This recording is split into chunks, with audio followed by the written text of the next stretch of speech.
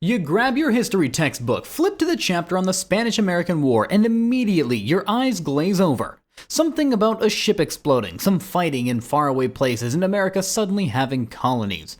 But how did America go from minding its own business to suddenly owning islands across the globe? Today, I'll explain the Spanish-American War to you like you're 5 years old, and by the end, you'll understand how one mysterious ship explosion turned America from a country that mostly stayed home into a world empire.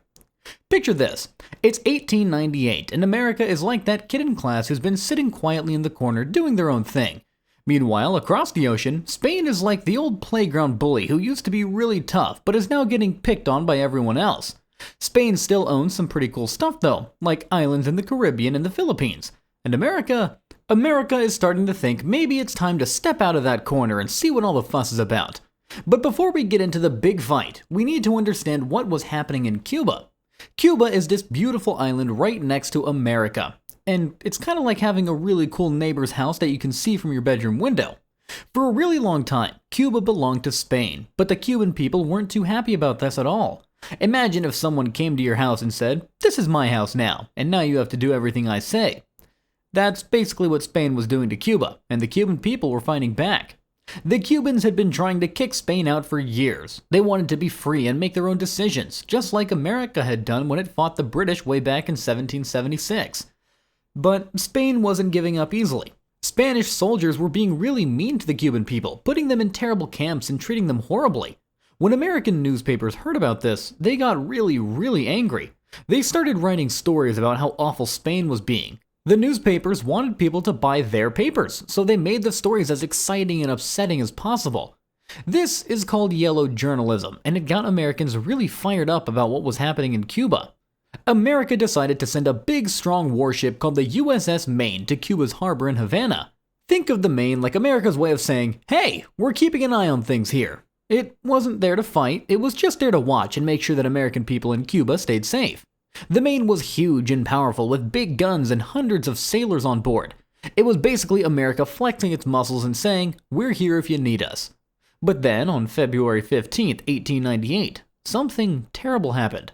The USS Maine exploded. Boom! Just like that, this massive ship was blown to pieces in Havana Harbor. More than 250 American sailors died in that explosion. Everyone was shocked and scared and angry. Nobody knew exactly what caused the explosion. Maybe it was a mine planted by Spanish forces. Maybe it was an accident inside the ship. Maybe it was something else entirely. But Americans didn't want to wait around to find out the truth. They were furious, and they wanted someone to blame. And guess who was the most obvious person to blame? Spain, of course.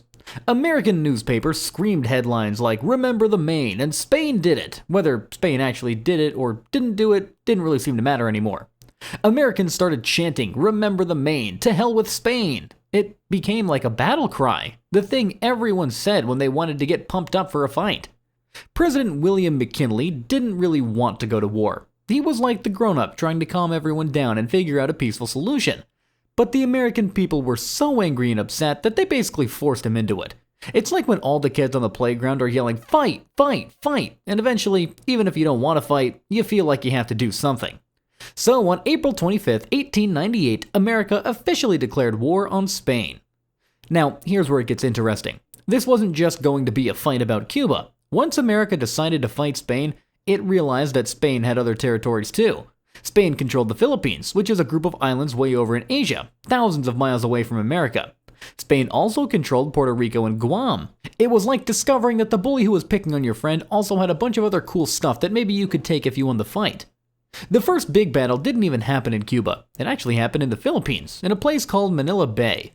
Admiral George Dewey took his ships and sailed all the way across the Pacific Ocean to fight the Spanish fleet there. On May 1st, 1898, Dewey's ships completely destroyed the Spanish ships in Manila Bay. It was like a video game where one player is way better than the other. The Spanish ships didn't stand a chance. Dewey became a huge hero back in America, and suddenly everyone realized, hey, we're actually really good at this whole fighting thing. Meanwhile, back over in Cuba, American soldiers were getting ready to land and help the Cuban rebels fight against the Spanish. But there was one big problem. The American army wasn't really ready for a tropical war. The soldiers had thick wool uniforms that were perfect for cold American winters, but terrible for hot, humid Cuban summers. It was exactly like wearing a heavy winter coat to the beach. Many American soldiers got sick from disease like yellow fever and malaria before they even got to fight anyone. But despite these problems, American forces did pretty well in Cuba. The most famous battle was the Charge of San Juan Hill, where future President Theodore Roosevelt led a group called the Rough Raiders.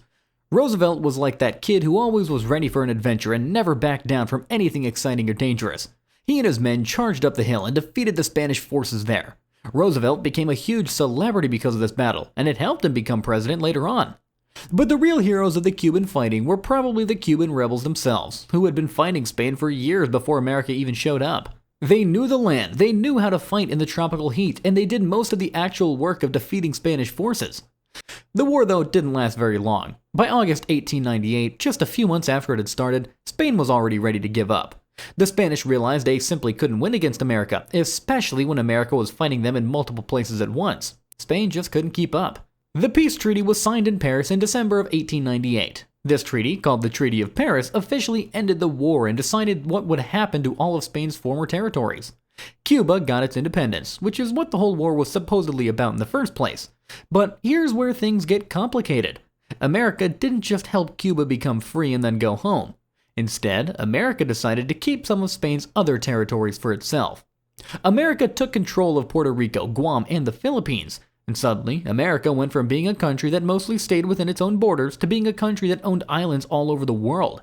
America had become what we call an empire, which means a country that controls other territories far away from its main homeland.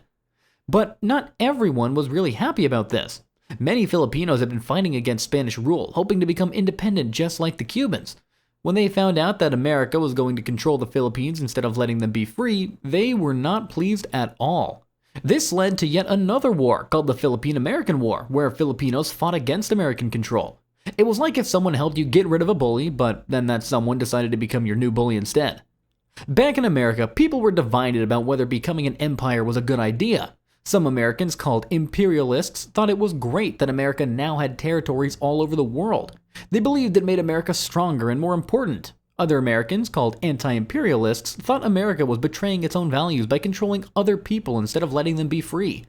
The Spanish-American War changed America in ways that are still important today. Before 1898, America was mostly focused on its own continent.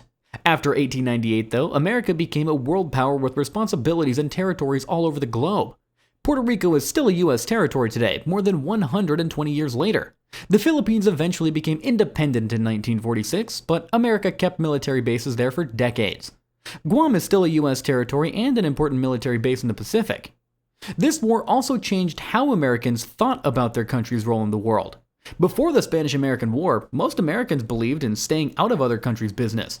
After the war, though, many Americans began to think that their country should be involved in world affairs and should help spread American values to other places. This idea would become very important in the 20th century, when America got involved in 2 world wars and became what we call a superpower. The explosion of the USS Maine also taught an important lesson about just how quickly emotions and anger can lead to big decisions. Even today, we're not completely sure what caused the Maine to explode. Modern experts think it was probably an accident inside the ship, not a Spanish attack. But in 1898, Americans were so angry and the newspapers were so eager to blame Spain that the truth really didn't matter as much as the feelings. This shows just how important it is to try and find out what really happened before making any big decisions, especially decisions about going to war. The Spanish-American War was also one of the first wars where newspapers and public opinion played a huge role in pushing the country toward fighting. The yellow journalism of newspapers like those owned by William Randolph Hearst and Joseph Pulitzer helped create the anger that led to the war. This was a preview of how media would influence American foreign policy throughout the 20th and 21st centuries.